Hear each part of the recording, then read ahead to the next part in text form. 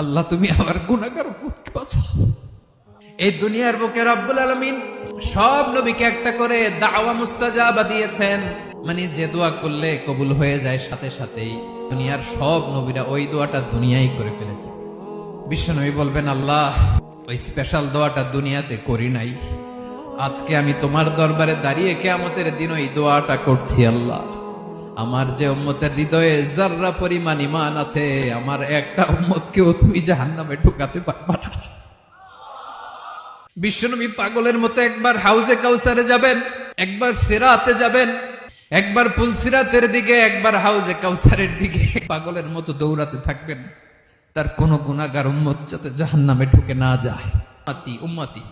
বিশ্বনবী আমার জন্য কাঁদবেন, আপনার জন্য কাঁদবেন, আমাদের জন্য সেদিন কেঁদে কেঁদে জাহান্নামের দরজায় দাঁড়িয়ে আমাদেরকে টেনে টেনে জান্নাতে ঢুকাবেন।